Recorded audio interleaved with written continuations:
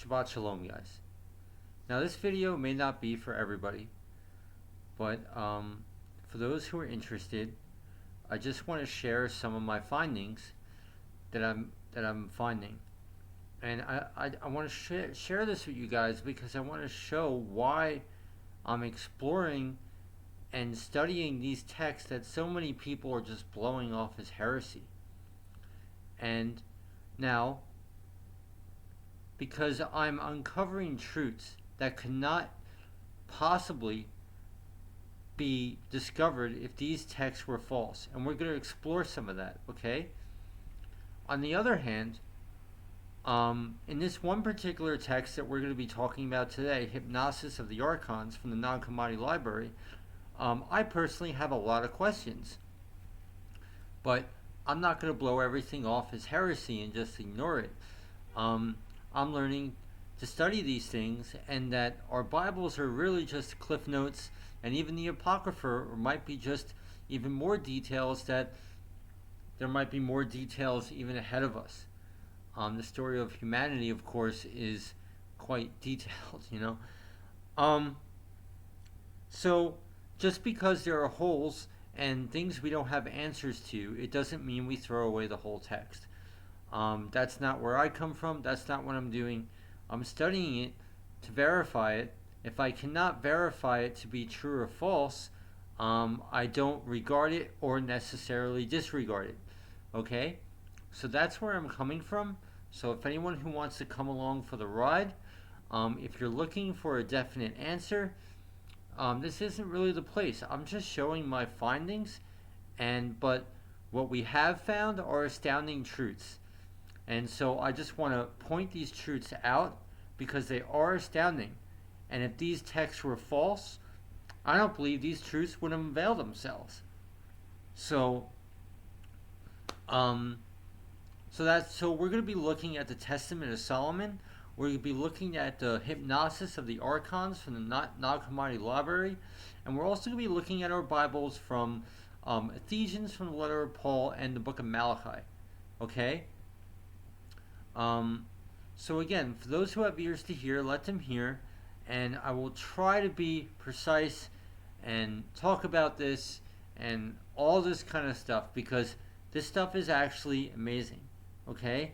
But again, there are a lot of questions that need to be answered, and if people, I personally am not going to get tripped up by the questions I still have. I'm not going to be like, all right, people are already saying the Testament of Solomon is the doctrine of devils, but guys, according to the book of John, a doctrine of devils is anything that denies Jesus came in the flesh. The Testament of Solomon specifically prophesies Jesus will come in the flesh, and all the stuff that we don't understand was before the days of Christ, and the power given to Solomon with a ring, and the power to put all the devils in subordinates to him and all that stuff was through a ring. Well, this was before the days of Jesus. Do we understand these truths specifically? No, I don't believe we can really comprehend these things. So we can't necessarily say yay or nay. So I really want to encourage people to be wise and not just disregard everything we don't understand as heresy, okay? Because apparently from our studies, that is the wrong way to go about these things, because that is not the truth, that all this stuff is heresy. It doesn't seem to be. And we're going to explore some more reasons why, because astounding truths are coming unveiled. And if these were doctrines of devils, the devil is not that good at being a liar, okay? These are astounding truths being unveiled, and we're going to explore some of them. So if you're going to get tripped up by the things we still have questions on, this video may not be for you. But so I just want to invite you to ride along, ask the Spirit to guide you in all truth, all that kind of stuff, okay? All right. Okay, now the first thing I want to talk about is in Ephesians chapter 5. Paul talks about why we should be loving our wives, and the mystery of male and female, and eventually them coming together, okay? Paul says this is a great mystery. Now, what I want to present to you, what I believe I've found, is a piece of this mystery. Now, I'm not saying we have discovered a mystery that Paul didn't know, kind of contradicting what he wrote in the New Testament. No. Paul wrote this is a great mystery, not because he didn't know, because it's going to be a mystery to all of us. But we found what this mystery is to us in a post-fall world happened in a pre-fall situation. So I found this, the revealing or the unfolding of this mystery that Paul writes about in a pre-fall situation. So we can learn from it. Now Paul is writing this is a mystery because we live in a post-fall situation. So how God recompenses this and all this stuff works out, it is a mystery to us. But this apparently happened before the fall. So this starts to answer a lot of questions, a lot of doctrines that people have out there, a lot of what I believe is false doctrines, but I'm not necessarily even going to say false doctrines because I'm studying to figure this stuff out. So hear me out, okay? So there's a great mystery that Paul wrote about in Ephesians 5 in our Bibles. This is a great mystery to us. But we live in a post-fall situation, so it's a great mystery to us. But what we're going to talk about happened in a pre-fall situation. So we're going to explore that, okay? So this is what I found. So it's pretty astounding. So it doesn't mean we're going to have the answer to this mystery that Paul wrote in Ephesians 5. But we see how it worked out in a pre-fall situation with Eve and the devil. And we're going to expose how this likely happened. Like this is likely true. So it's very exciting. So if these texts were false, you'll see there's no way these truths would unveil themselves because they're very subtle. They're hidden in the text. There's no way if these texts were false that we wouldn't be able to find these things. Okay, so let's take a look. Okay, so here we are in Ephesians 5, 25 through 33. I want to invite you to read this on your own because I don't want to take up too much people's time. But this is pretty much, let's run this. Husbands, love your wives even as Christ also loved the church, and he gave it for himself, that he might sanctify and cleanse it with the washing of water by the word. So the wife is a representation of the church. And this is a confirmation, even if you look in the Song of Solomon, the church is kind of described as a she. Okay, the Song of Solomon chapter 2, the rose of Sharon and the lily of the field. A lot of people think Jesus is the rose of Sharon, but in context, it's the female that's saying she's the rose of Sharon. It's really the church that is the rose of Sharon and the lily of the field. So, and here we have a confirmation that the female is the church, okay? So, the point I'm getting at here is so ought men to love their wives as their own bodies. He that loves his wife, love himself, okay? And it just goes on and on, but what Paul is saying, in context, this is a great mystery, but I speak concerning Christ and the church. Okay? So, please read Ephesians 5:25 through 33 on your own. I want to invite you to do that. And it's really talking about what was decreed in the days of Adam and Eve, that male and female will become one. Okay? Will become one flesh, as decreed in Genesis, probably chapter 3, I'm assuming. Okay? So, now, what Paul very well knew about that. More clues of this, where he's getting this from, is actually from the book of Malachi, chapter 2 or 3, I believe. And we're going to take a look at that. Now, there are rabbit holes of prophecy that we can get into this, but I just want to point this general stuff out, okay?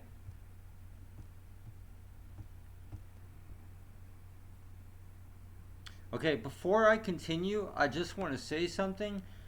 This video is not for children. I recently realized that people are having their children watch these videos. Guys, the context and truth of our Bibles is not necessarily for children. Spiritual warfare is not necessarily for children. We will be covering stuff that will not be appropriate for children in this video. So there's my disclaimer. Alright, let's continue, okay? Okay, now continuing. Now what Paul wrote of in Ephesians 5:25 through 33. He's really getting this from Malachi 2:14 through 16. And Malachi 2:14 through 16 is a prophecy telling us it's pretty much a warning not to rape, because when male and female comes together, which has never happened yet, we'll never know what it is, what it means, or maybe, but so basically it means, therefore take heed to your spirit that you deal not treacherously. Okay? And in context, this is really talking about rape. Okay? So men out there, women out there who are victims, wait for God's recompense, because when the male and female come together, let's just say surprise. Okay? I actually found a confirming scripture today to this study, Proverbs 18:14, or I believe could be. So let's take a look. Proverbs 18:14. Guys, I don't want to get into the rabbit holes of study between Malachi 2 and Ephesians 5. Proverbs 18:14, blah, blah, blah. Okay. Spirit of a man will sustain his infirmity, but a wounded spirit who can bear? Okay? I believe this is a reference to the mystery that Paul writes in Ephesians 5 that Malachi 2 gets into. Okay? So, Ephesians 5:25 to 33 is Paul is writing of Malachi 2:14 through 16. And I just discovered this morning, completely randomly, that perhaps Proverbs 18:14 might be a hint to this mystery. Okay? So this is the mystery. Okay? I'll leave the scripture in the description box below. But let's consider this. Male and female will eventually come together. Okay? This is a mystery. So if you rape the woman that you're married to, like as Paul, deal not treacherously with your woman, as Malachi warns. And this is why Paul writes what he writes of in Ephesians. Okay? I want you guys to consider this. Okay? And then we can continue on with the whole purpose of this video. Okay? It's the truths that we find, and etc. Okay. So let's continue. Okay. So one of the questions we're going to be tackling is something that there are a lot of weird doctrines going around. Did Eve ever have sexual relations with the serpent? Now, there's a lot of doctrines that say Eve had sex with Cain, Eve had sex with the serpent and gave birth to Cain, and that started that. Now, well, I can see the logic behind that, but I'm sorry, I don't see that in the scriptures. Our scriptures are very clear. The Apocrypha is very clear. The Arminian Apocrypha is very clear.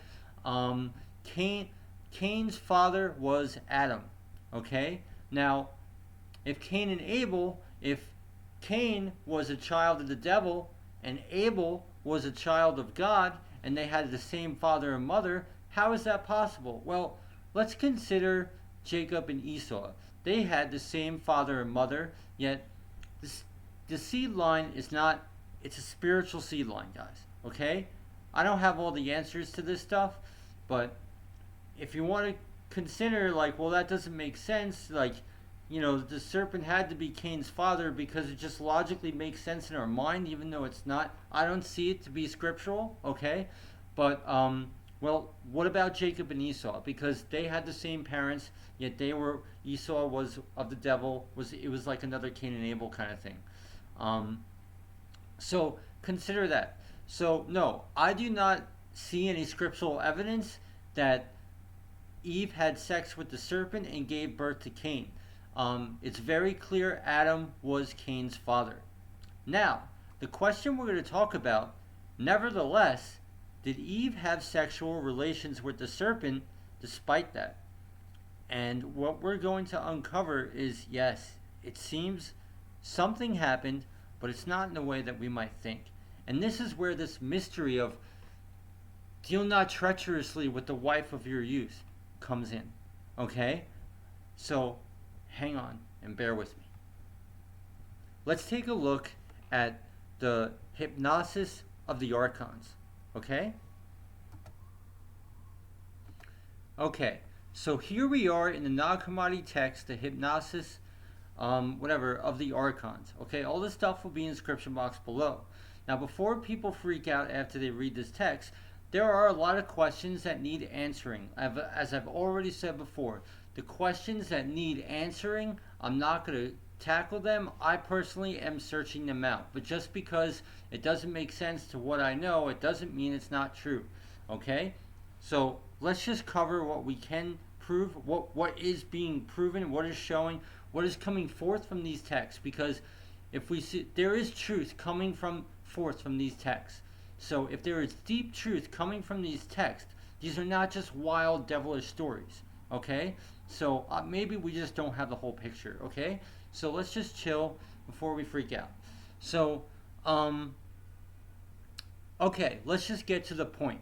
Here in the Hypnosis of the Archons, there actually is a story of a sexual relation between the serpent and the powers subjugated to him, whatever that may be, and a sexual contact with Eve. But this was pre-fall, and this was pre the birth of Cain and Abel. From what I believe, yes, it was the birth of Cain. So this happened before everything went down. Okay, this happened before the fall. That there was apparently some kind of sexual relation with the serpent and Eve. Now let's read about it. Chill out. Here we go. Then the authorities came to their Adam. Now remember, in these translations, not everything is really translated properly, and this covers information that we necessarily don't understand. So it gets foggy. Let it not be a stumbling block. Have an open heart, have an open mind, and let's see what comes up as truth, okay? We don't have all the answers here, but the truth that comes up shows that, okay, maybe we just don't have the whole picture. Let's keep this on the shelf of our minds, because there is profound truth that is coming up from these scriptures. So we have to take this stuff seriously. Okay, I hope you guys understand where I'm getting at. So here we go. Hypnosis of the Archons, page 5. Then the authorities came up to their Adam, and when they saw his female counterpart speaking with him, they became agitated with great agitation, and they became enamored of her. They said to one another, "Come, let us sow our seed in her." And they pursued her. Now other translations are more explicit. This is not for children. They say we want to put our seed into her. We want to have intercourse with her. That's what the other translations say. So that's what they said. They said one to another, "Come, let us sow our seed in her." And they pursued her. Okay, now here we go. This, I believe, is prophetic and gets into the depths of Ephesians 5:25 and Malachi 2:14 through 16. Now remember what I said. This great mystery that Paul read about in Ephesians 5. It's a great mystery because it's a post-fall existence. This story that we're reading about happened pre-fall. Okay? So please, I really pray people can follow along. So, here we go. They said one to another, "Come, let us sow our seed in her." And they pursued her. This is Eve in all her glorified angelic form. And she laughed at them for their witlessness and their blindness. And in their clutches she became a tree, and left before them her shadowy reflection resembling herself. And they defiled it foully. And they defiled the stamp of her voice, so that by the form they had modeled, together with their own image, they made themselves liable to condemnation. Okay, this is profound. This is something we can't necessarily fully understand. Let's see.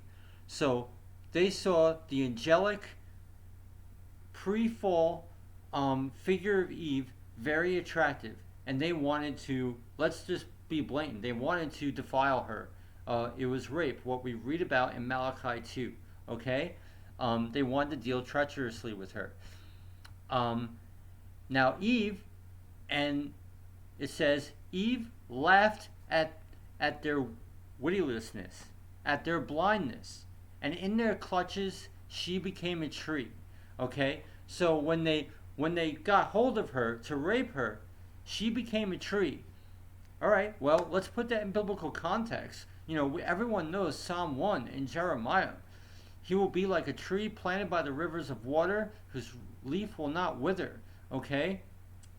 So she became a tree as they went to rape her. This is pre-fall. And bore them with her shadowy reflection resembling herself.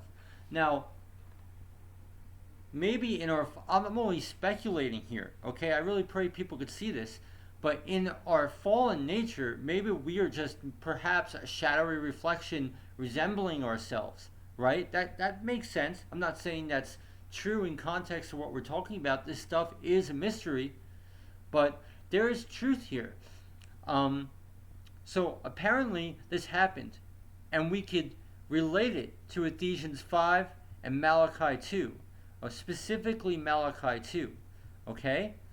It's very profound. So what happened here seems to be a key to what Paul wrote of as a mystery. It doesn't mean what's going to go down in that mystery is exactly what we're reading in these texts, because this is pre-fall. And Paul, this is a mystery because it's post-fall. Do you understand what I really pray people can understand what I'm talking about? Because the prophecies warn, do not deal treacherously with the woman of your youth. Do not rape, because when we get redeemed, you don't know what's going to happen. And this is why when they went to defile Eve, she laughed when they got into her clutches, she laughed at them and became a tree. Okay, that is prophetic. It's not just some, fairy tale language. This is some fairy tale story. We can relate this to prophecy. Okay, she laughed at their blindness, and in their clutches she became a tree, and left before them her shadowy reflection resembling herself. They defiled it foully, and they defiled the stamp of her voice. I don't know what that means, so that by the form they had modeled, together with their own image, they made themselves liable to condemnation. That is prophetic, okay? This is very profound. If you know prophecy, we don't have the answers here, but there should be enough discernment to say we should take this seriously and relate it to Malachi 2:14 through 16. Okay? Very interesting. This is very profound. Now, there's something in the Testament of Solomon that I found. Okay? So here we are in the Testament of Solomon. I'll leave the PDF below. We're in the Scriptural Research Institute. This is a translation I've been reading. We're on page 17, the bottom of page 17. Now, Solomon confronts this demon. Out of all the demons he talks in this text, he confronts this one particular demon.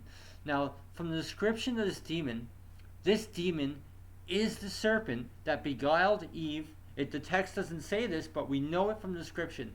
This is the serpent that beguiled Eve before Genesis 3:15 was confirmed.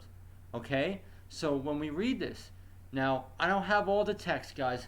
May the reader understand. If you read all the Apocrypha and stuff, the serpent before Genesis 3:15 was decreed. Before God condemned the serpent, he was in the form of a dragon and seemed to have limbs as that of a human. Okay, he had arms and legs. And we all know our Bibles. He condemned the serpent, says you're going to crawl on your belly and lick the dust of the earth. And now that is a whole prophecy in yourself. If you know the Hebrew idioms of belly, you're going to crawl on the lust of this world. You're going to crawl on your belly. Okay, the belly, our bellies in Hebrew are the satisfaction, the filling that we have, right? If you have a full belly, you're satisfied. You're going to crawl on your belly and lick the dust of the earth. So the serpent crawling on his belly, if you know the devil, this world is their lot, okay? The devil, your mafia people, the devil, it's all about the material. They have the material possessions of this world. And they're crawling on their belly because it'll never satisfy you anyway. And they lick the dust of the earth, okay? And then what is the dust of the earth? Our sin nature. And they come after our sin nature, okay? I don't want to get in, that's another prophecy. But consider that. So before the fall, the serpent had legs and arms. He had arms. He was running around. He was like a type of dragon. The Apocalypse of Abraham talks about this. Okay, so let's read what we read of in the Testament of Solomon, and we could see that this indeed is the serpent that beguiled Eve that we read of. And yeah, because there was indeed this sexual act that we read of in the hypnosis of the Archons likely happened because it's confirmed subtly in the Testament of Solomon. Now let's read. I ordered another demon to come before me, and then one with the appearance of a dragon came slithering along, but having a face and hands of a man. Now the apocryphal text, I don't have them on hand, but I have read the serpent before who beguiled Eve had a face and hands of a man. Okay, so and there's a whole story. I don't want to get into the whole stories, but this is confirmed.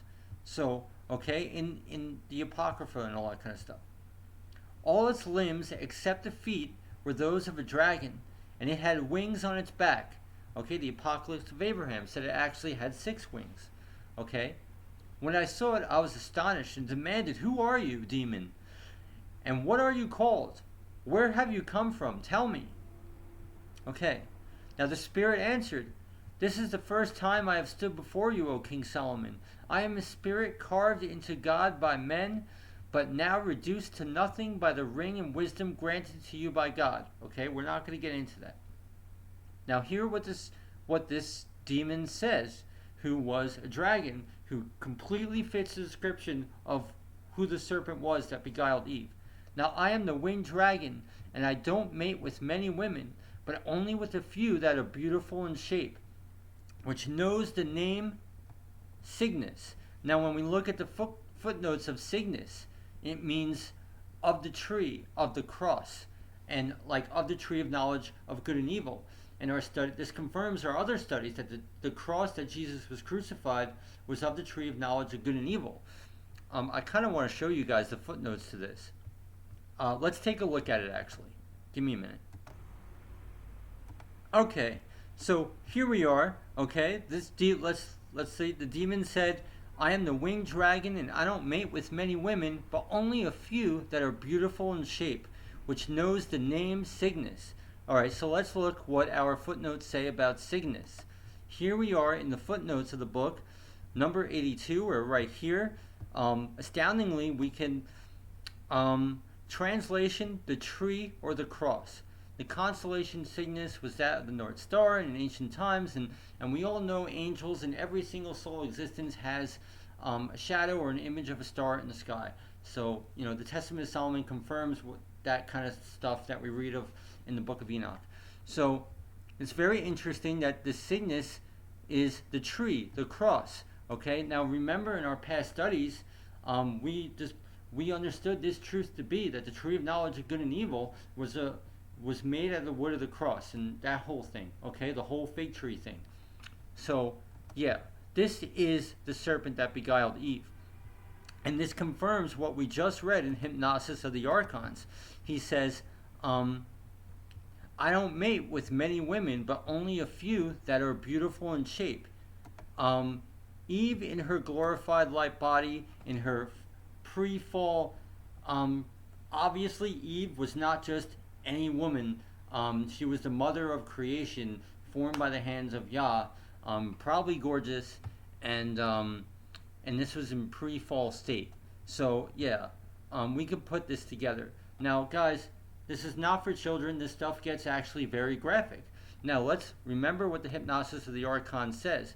It said, here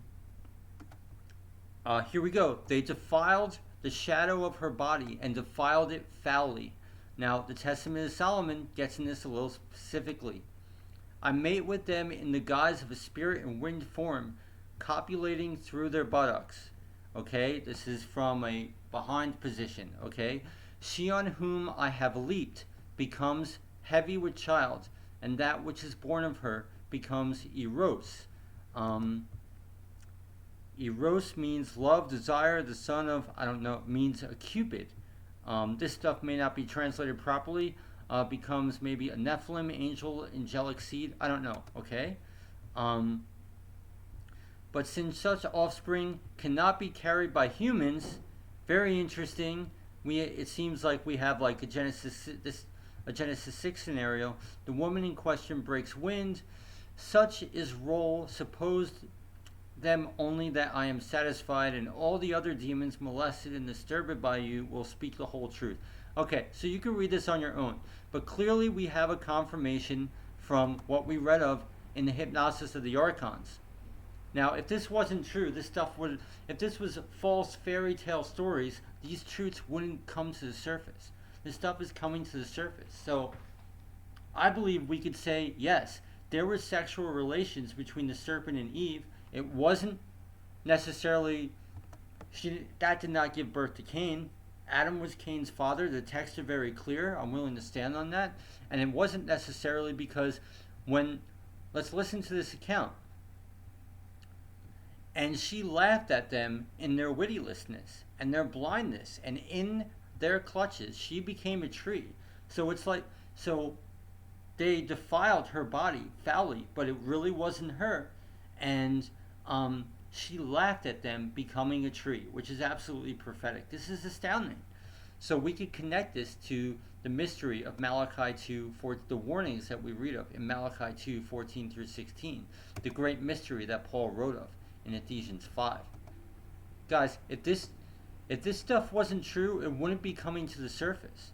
Now, there are a lot of questions we have in these texts, a lot of stories that cannot be confirmed, but there are deep, deep truths that are coming up. I mean, if this was false, it would not be. I really pray people could see this. It's really astounding.